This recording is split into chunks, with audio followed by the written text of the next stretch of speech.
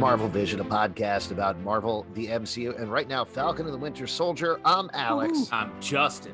I'm Pete. And we are going to be talking about the 4th episode of the series. The whole world is watching. And it is true, this is a big show. Lots of people watching. The whole world, in fact, has been tuning in for every episode of Falcon and the Winter Soldier. And that's what the title is mostly about, is the ratings for the show, which we know, of course, are through the roof. So that's very exciting.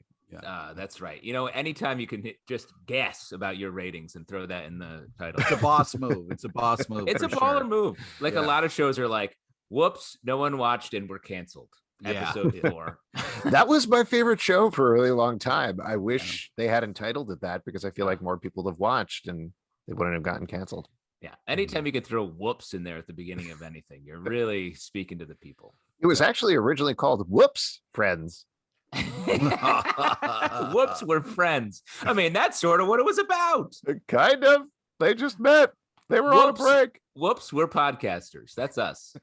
That's it. Now, requisite spoiler warning here. If you haven't watched the 4th episode of Falcon and the Winter Soldier, please go do that, because we're going to spoil the heck out of it. But first, a little pluggy poo over here. Pluggy poo? A little pluggy poo. We have not vetted that term. Yeah, I don't know what just happened. I'm just playing around with some stuff. Okay. If you haven't checked it out, or Alex's son who's talking right now. If you haven't checked it out already, we did an interview with Oli Hoskevy, who is the actor who played Dr. Wilfred Nagel on the last episode of Falcon and the Winter Soldier. Now, if you're only subscribed, we roll this out a bunch of different places. We usually roll these episodes out in the Comic Book Club feed and in the Marvel Vision feed. The Oli Hoskevy episode is exclusive to the Marvel Vision feed.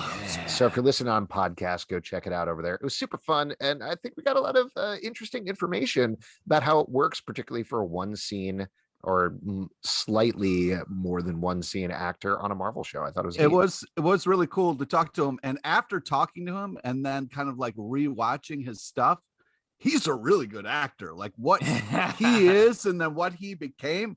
Wow, pretty awesome. Yeah. I mean, I'll tell you, when I was putting together the thumbnail for the episode and grabbed the still of Dr. Wilfred Nagel, I looked at it and there was a brief moment of like, is this not the guy? Is this the same guy? Did somebody do a weird prank to get us interview somebody as a fake Dr. Wilfred Nagel? Well, and honestly, I think a lot of the interview really lets us in on the acting process. You were very excited to talk acting with somebody. As a classically trained actor, I'm talking about YouTube bozos. You were like, ooh, yeah, I know what you're talking about. I was not woo-hooing. Yeah, you were like a little boy jumping up and down talking to him. Yeah, sure, I was jumping up and down a little bit and going like this. I know what you're talking about. Definitely. And getting into this episode we're talking about today, our guy was in the previously on, just dominating. He was. I was like, that's our best friend right there. That's exactly what I said. Whoops, friends. Whoops, we're friends. Nope. So let's talk about this episode. Lots of stuff going on in this one. Interestingly, not a lot of Easter eggs necessarily. You know, we've been talking about the Easter eggs, the Marvel Comics references. There were a couple there, but it wasn't the speculation a million thing that we've expected from WandaVision, not even the level of the last couple of episodes of Falcon and Winter Soldier, though there are a couple of things. Pete, what did you want to call out? I just wanted to say Dora Milaje were there? That they went to Wakanda? That was a good Easter egg. But don't spoil all the things I want to talk about at once, you fucking But I was going to say Zemo was hiding candy like it was Easter. So come on. I mean, there was a little Easter egg. Well, that actually was the one thing that I felt like was a weird little Easter egg there. I don't know about you guys, but I associate Turkish Delight most with the Chronicles of Narnia, The Lion, the Witch, the Wardrobe. And I think if you've read the book or you've seen the movie, you know what it is. It's this candy that he hands there, but it's one of those things that I think everybody that I've ever talked to had the same experience reading Lion, the Witch, and the Wardrobe, because you hear about the White Queen gives Turkish Delight to this character Edmund and tempts him and brings him over to her side. And you hear about it, but they don't describe it. And it's this mysterious thing from childhood of, it's clearly the most delicious candy of all time, but you have no idea what it is. Well, and honestly, because of in reading the book, I imagine it as sort of like a brownie, because I love brownies. And I feel like it's the kind of thing at that age where it's like, whoa, what would tempt you to go with the bad guy? And I was like, well, brownies would. That's for sure. At one point I was like, are we just in a giant ad for Turkish Delight right now? Like this show is like basically hinging on how great Turkish Delight is. So I'll tell you what, it's not great. Yeah, the actual candy Turkish Delight, it's like a Jolly Rancher, basically. Yeah. Hey, But Jolly worse. Ranchers aren't bad. No, it's They're fine. not- Like it's You're not it's going a bad. evil. You're not going evil for a Jolly Rancher. It's not like Baron Zemo would take a bunch of Turkish Delights, throw it at me, and I'd be like, all right, I'll tell you literally whatever you want. Yeah. I'll invite you to my I don't know. friend's secret Depending on funeral. how hungry I am, I might. Yeah. Hungry for a Jolly Rancher? That's not a meal. Jolly Rancher's an anti-meal. Just I'll makes tell you your what, we're mouth getting taste weird. wildly off track here, but I have one cavity that I've gotten filled in my entire life. That was because here there we was a go. period of time I had a sack of Jolly Ranchers, and I was like, well, I could just have these instead of sack? brushing. I had Are you Santa Claus? I got a huge variety pack of sack? Jolly Ranchers, and I was home, and instead of brushing my teeth, I was like, What? I'll pop a Jolly Rancher. How is that instead of brushing your teeth? I thought you in my using the head Jolly it was Rancher? like gum or mints, but instead I was having a Jolly Rancher, and it just didn't occur to me, and I got a cavity. You went to Cornell. How are you this dumb? Yeah, and you used to floss with Twizzlers, right? Yeah, big gaps in my teeth. Oh my god! Wow. Only one cavity. I've had way more cavities, and I always blame. Well, it on you the drank fact well water. I grew up on well water, which doesn't have fluoride, which strengthens your teeth. I just add old dirt in there, and now I have. But last I went to the dentist. I went to the dentist recently because true fans of the show will know that I had a broken tooth. It dropped off on this very podcast in like our second episode. Went to the dentist. No cavities. Oh, Wow, good for you. Also, no teeth. Also, no teeth. I'm out of teeth. Yeah, That's a big factor. Yeah, It's just one. that big was cavity. that was a real scary moment for me when I was talking to you and your tooth was missing. I had to like talk to a bunch of people about it, like because I really questioned my beliefs and stuff like that, because it was like I've trusted the words that come out of your mouth for years, and then when you had just a tooth missing, I all of a sudden didn't trust who you were or what you were about. It was a real thing. Who knew the importance of a full set of teeth cannot be overstated. I didn't know I would be so shook. Yeah, but then reverse. Sorry, not to get back to Falcon and the Winter right. Soldier or anything, Yeah, but actually to revisit the Turkish Delight, I think Baron Zemo is kind of pulling the most focus in this show right now. Who knows if he's going to show up going beyond this because he escapes at the end of the episode, but it's wild to me how much more he is getting out of these episodes and out of these arcs than even Sam and Bucky are.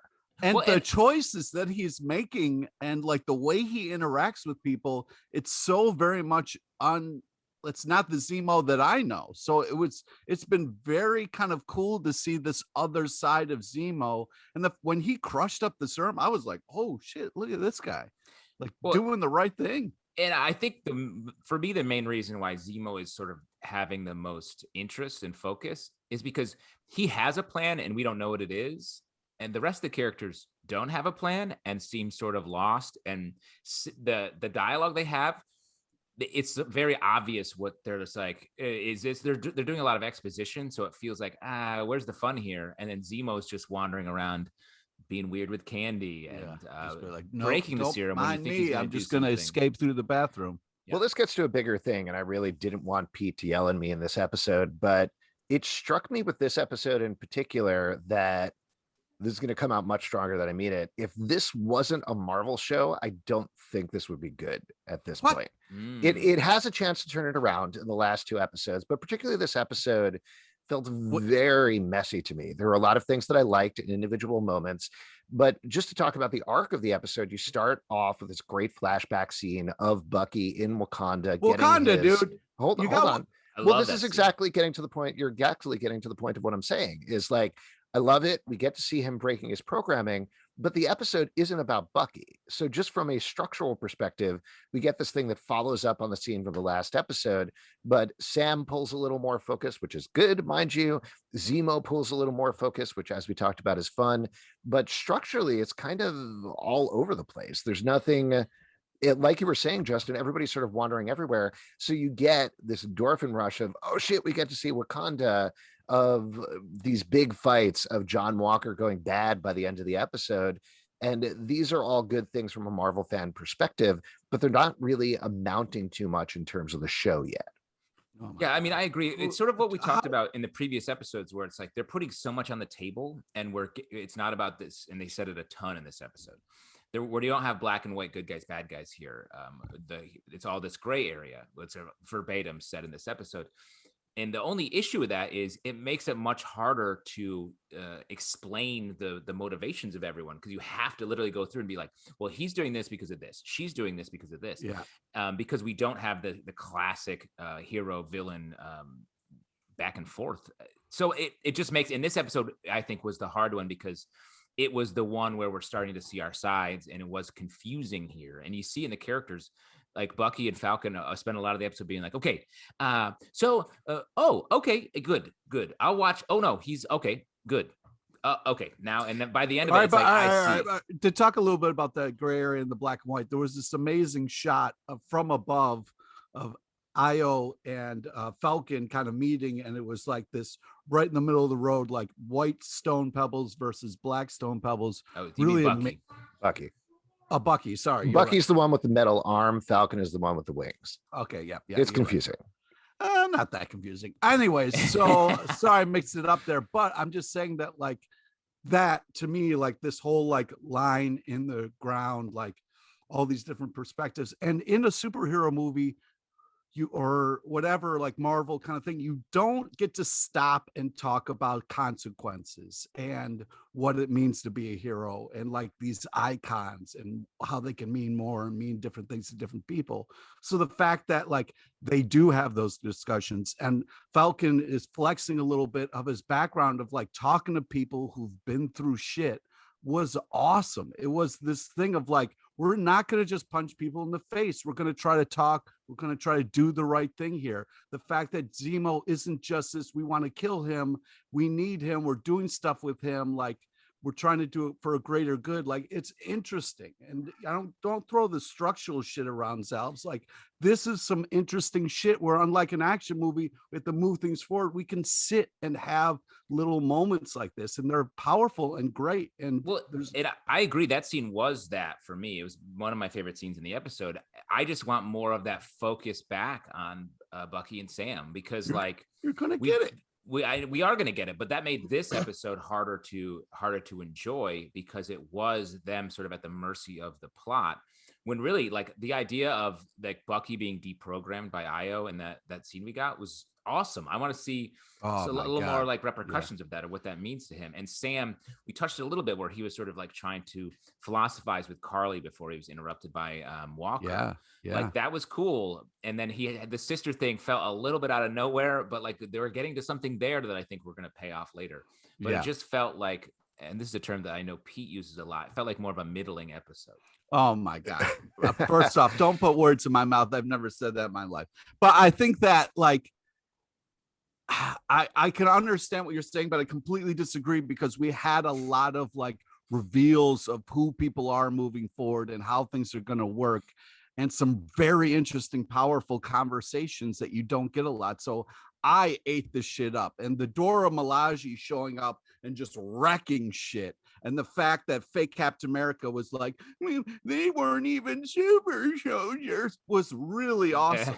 You know, like, handled his shield that he is temporarily holding on to in a way that he didn't even know how to do. I mean, dismantled, Winter Soldier's arm that he didn't even know was a thing. It was so powerful in many different ways. I had a great time. I agree, that was badass. And honestly, the Walker stuff in this episode was really good. And I feel like this was sort of his episode, putting him in a spot where he needs to be sort of the villain for the rest of the series. Well, let me throw something out at you guys that, in all honesty, confused me. And maybe there is a straightforward explanation here, but I think to the point Justin was saying earlier, there's a lot of back and forth. And this is what I'm getting at, not to harp on it too much with the structural thing, because I agree with you. There are fun sequences in here. There are things that I am enjoying. I am a Marvel fan. I am a sucker for this my entire life. So I'm never going to stop watching this forever. That's fine. That out of the way. No, it's true though. I feel like I need to defend myself from Pete, who is like, how dare you? How dare you in kind of enjoy but not particularly love this thing? You know, exactly.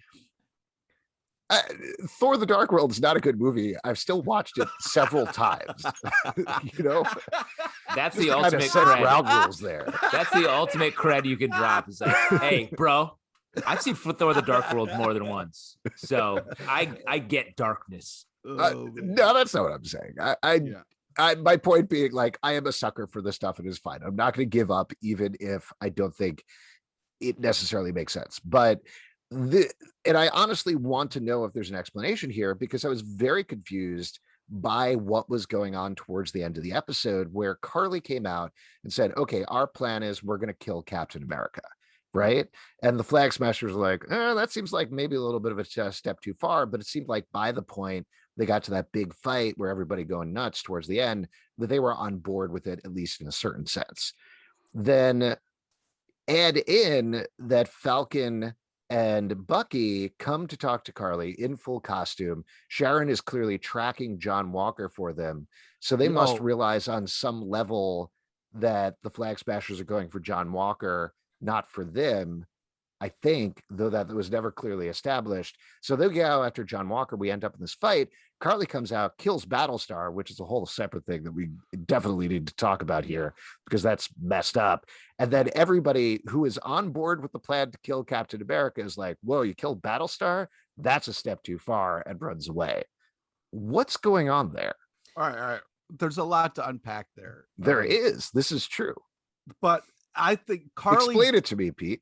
Okay, so Karli didn't know that the sidekick wasn't powered up. She thought she was in like a superpower kind of like fight. And they're all like, okay, we're going to follow Karli, but this is kind of, things are getting crazy right now. And I think once they see a normal person die that's like them and who they're fighting for, they all kind of stop and question their shit. And like, yeah, I can see what you're trying to say, but when you see that, it does kind of be like, whoa, whose side are we on? Because they had a lot of discussions leading up to this, and people were kind of backing away from Karli as the kind of show was, this episode was going on, because she was talking about like, oh, she did kill that person. Oh, she has gone too far, or maybe these ideas. So like, I think that's why that moment kind of stopped people. And I can understand that wasn't the original objective, but like when they saw that, that's why there was that pause. Well, I think two things were happening there, to echo what Pete's saying. Like, there's the conversation that Sam has with Karli about supremacy. Yeah, that was crazy. She sort of steps into like saying some pretty supremacist things. And then she's like, catches herself. Actually, I'm not. And then in that moment, when she maybe like violently strikes Battlestar and ends up maybe accidentally killing him, that's her supremacy. She was not aware of what she's wielding, and she kills a person. And I think that's when everyone was like a lot of, I think, political violence, terrorism, when you're doing it from a distance, like they did in last episode and killed those people remotely, it's one thing. It feels like you're supporting your cause. When you're in the room and your compatriot, your leader, kills someone, it's like, I don't want this. I didn't sign up for this. And I think I actually like that moment, because I thought it used the gray area of the Flag Smashers as like, we feel weird now. But then Captain America at the end, Walker, kills one of their own. And you see the escalation happening here. And you see they're going to be hardened. When they were sort of soft and sort of regretting their violence for a second there, instantly they're hardened by what violence begets violence, and Walker escalates that. So I appreciate that moment. The other Walker stuff and like all the tracking, what you were doing, I agree, is a little confusing. I think Bucky and Sam were tracking Walker because they knew he was going to be a problem to them, not because they thought he was a bad guy. It was just more like, he's the cop who's watching us. Yeah, and I he get spoiled that. It just one seemed like intervention already, so they kind of wanted. But for sure. I do want to. We're talking about something. I want to back up the truck a little bit. Falcon calls Sharon, and Sharon's like, "Yeah, I got a couple satellites under." Yeah, Sharon is. I don't know who they think Sharon is, but I cannot wait for the reveal of who Sharon is, because she is running shit and like knows a little bit too much for maybe what's going on. So I'm excited to see like a real Sharon reveal. Got that sat flex. Yeah. I also think this episode was the king of small moments, and I want to go back to the beginning. Like the like seeing the Winter Soldier cry when he's like being said those words aloud was like really powerful and very, very cool. And I was mostly surprised that when he cried, his tear didn't turn to ice because of his ice powers. He's the Winter Soldier, right? Yeah, that's not a funny. So he has ice powers. Yeah, when Disney bought Marvel, I think he became Elsa from Frozen's brother. But also, like he wants us to let it go. Yeah, we also saw that like he speaks Wakanda. Like I was so excited to get the Dora Milaje and like see Wakanda and hear the music. It was really, really fantastic to kind of have those like really just kind of small, amazing moments. Very happy about it. It was very nice. I did want to jump back to two things that you were talking about earlier. One, I wanted to talk about Sharon Carter. I know I threw out a speculation or just a thought about, is she the power broker the last episode? This episode, they keep doubling down on the power broker is upset without bringing the power broker on screen. So obviously, that's going to send Theory Mind into overtime. It's entirely possible it could just be a guy named the Power Broker, the way the show is going to be going. But it feels like that has to be somebody, right? It has to be at this point. Like the way they, especially this episode, the buildup of like, oh, got an email from the Power Broker.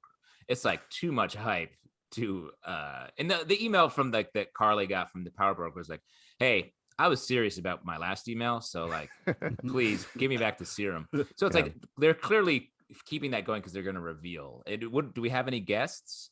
Well, I just wanted to mention that he definitely has read receipts on his emails, right? Yeah, like that's a power broker. I know you read this. Just please respond. Even if it's just a note, just a quick note is all I want. Just to know that you got it. Please confirm. So I want to throw a theory out to you that I don't know it necessarily makes sense. And I don't know where this rumor started from, but everybody seems very convinced that William Hurt's Thunderbolt Ross is in this show somehow. I don't know if somebody saw him on set or something like that.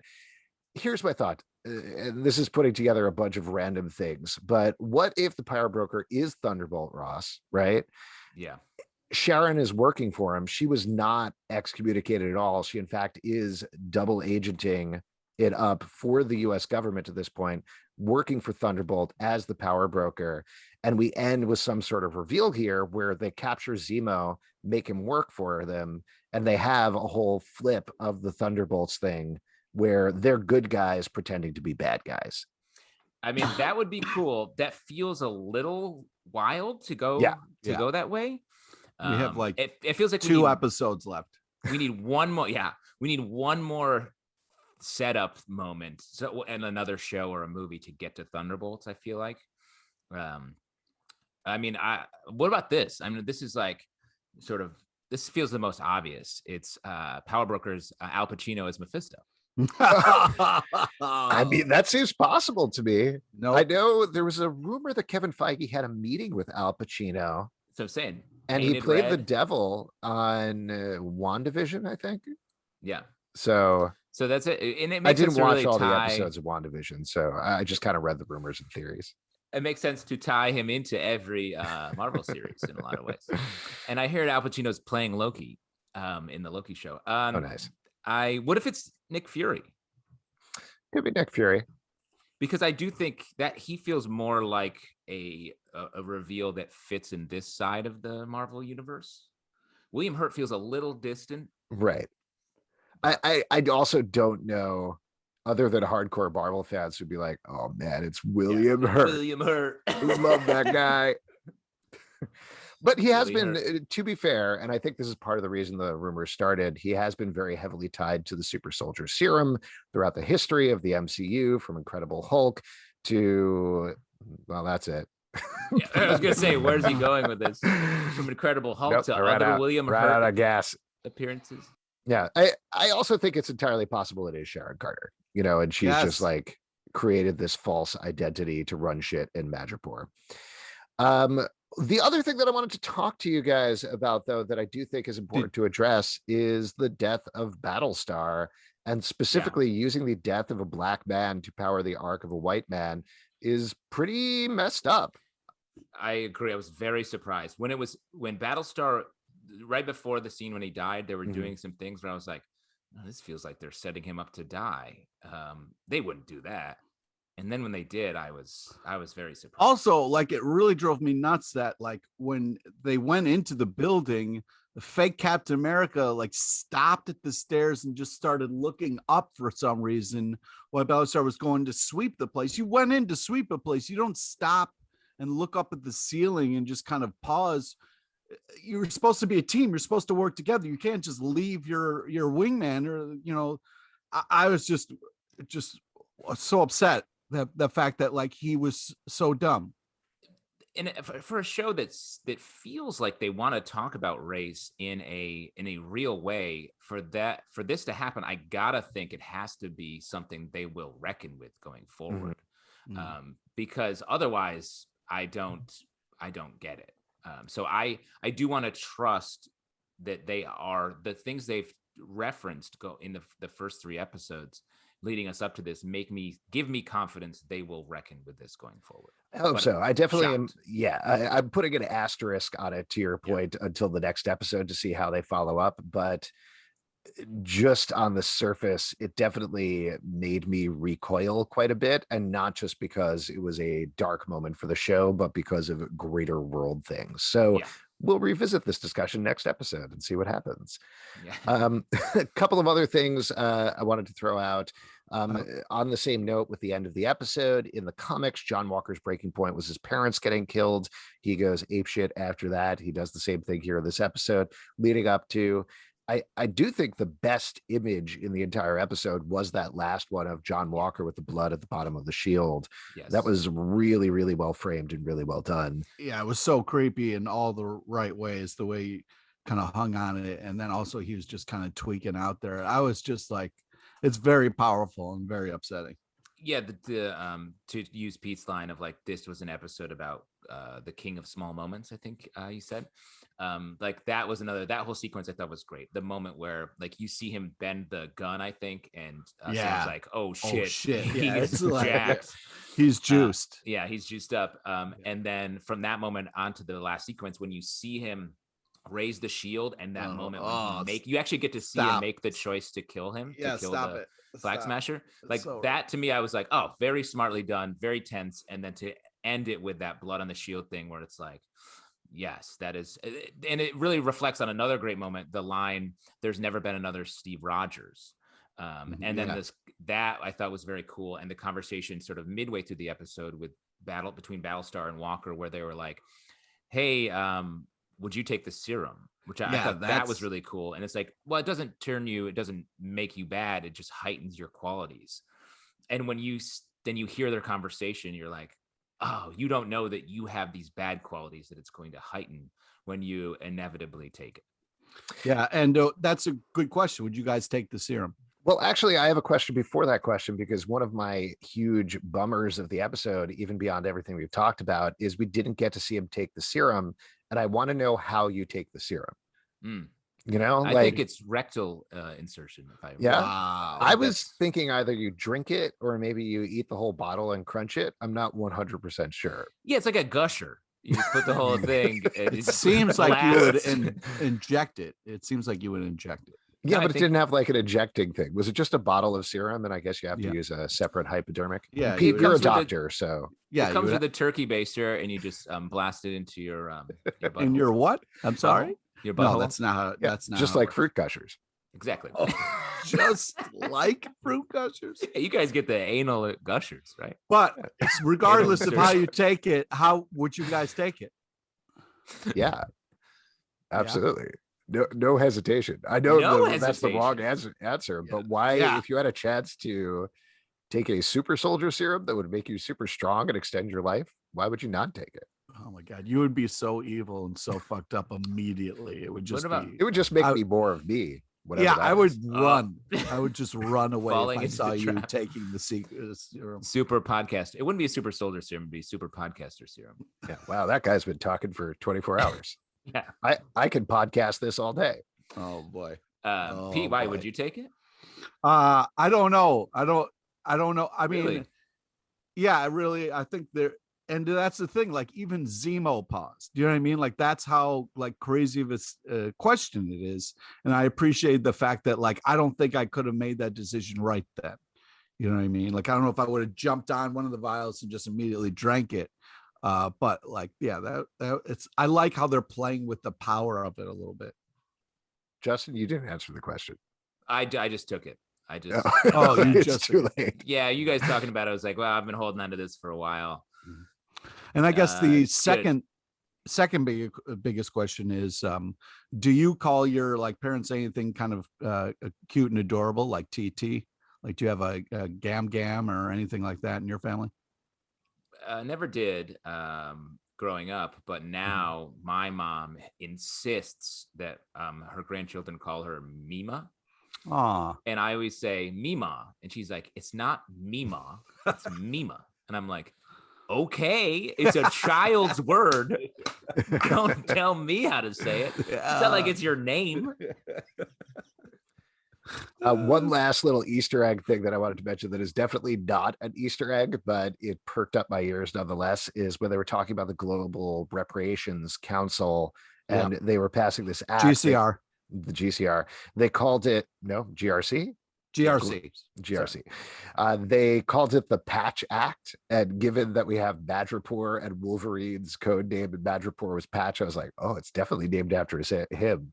And then I paused for a second. I was like, no, it is too early in the morning. I'm just Oh, yeah. Kevin Feige sitting in the master headquarters of the Marvel Cinematic Universe. He's like, how should we introduce Wolverine? Like, let's do it as the name of an act in a small scene in Falcon and the Winter Soldier.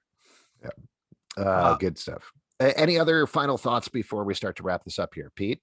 Yeah, I just I can't say enough about how crazy kind of things escalated in this episode and how interesting the addition to the Dora Milaje was such a fun escalation in all the right ways. And I just I thought that was just so great, and I can't get enough of it, and I'm hoping for more, but I don't know if we'll get more. I guess just two things. I did like the joke about Zemo do the stupid head tilt thing. Oh yeah, that was a fun. That was call out. Another king of the small moments, right there. King of the small moments. And I do think, was that like a straight up Brule dig about his acting choice, as opposed, because that wasn't about the character. That was about literally how he does it, which I thought was very funny.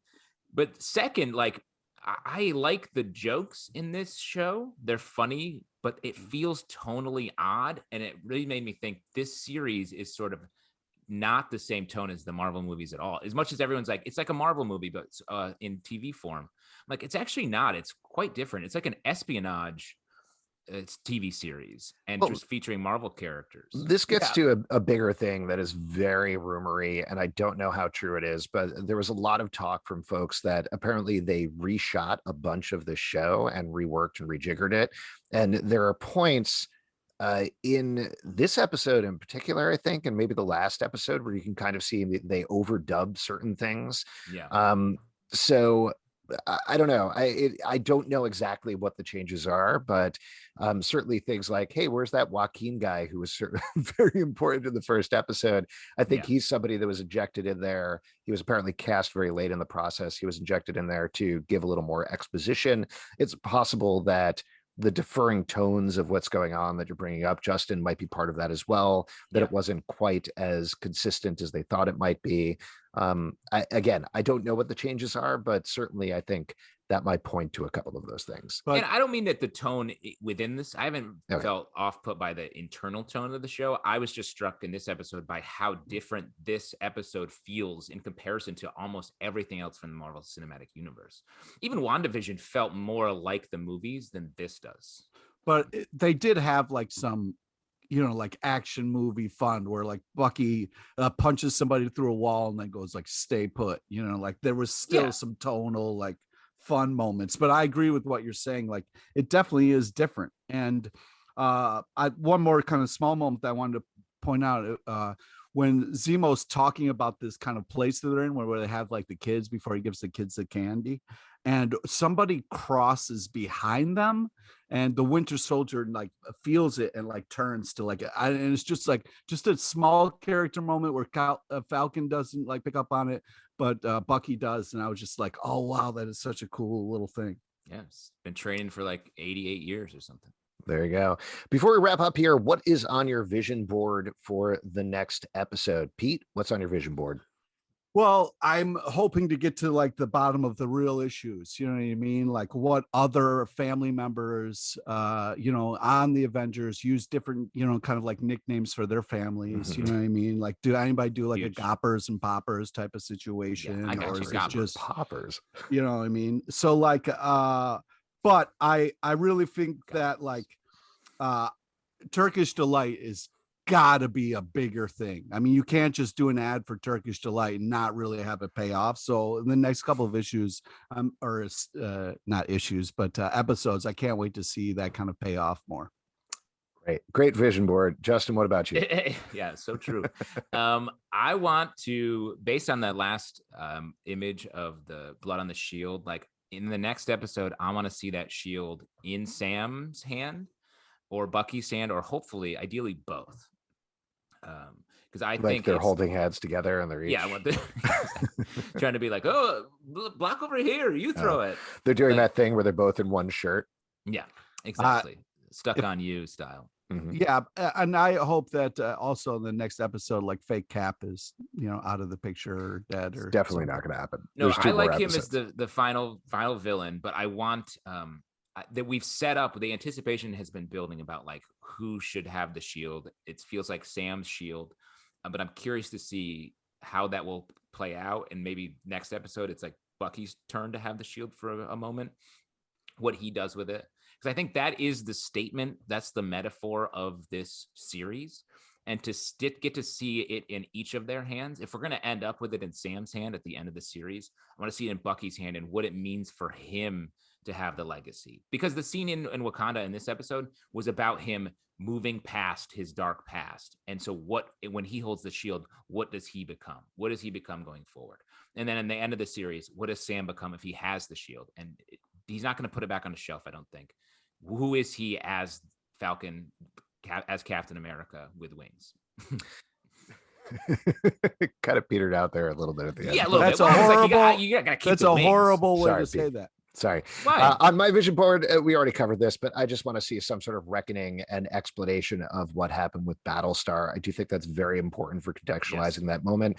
I hope they do it. We will cross our fingers and see. And folks, Wait, it was just real nice to see someone step on the shield and do that move again. I had missed that move, so it was really great to get that move back in Wakanda Forever.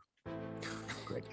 If you'd like to support our podcast, patreon.com/comic book club. Also, we do a live show every Tuesday night at 7 p.m. to Crowdcast and YouTube. Come hang out. We would love to chat with you about Falcon and the Winter Soldier. iTunes, Android, Spotify, Stitcher, or the app of your choice to subscribe and listen to the show.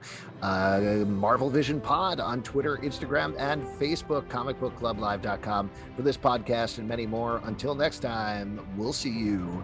Whoops, friends. Do the stupid head tilt thing.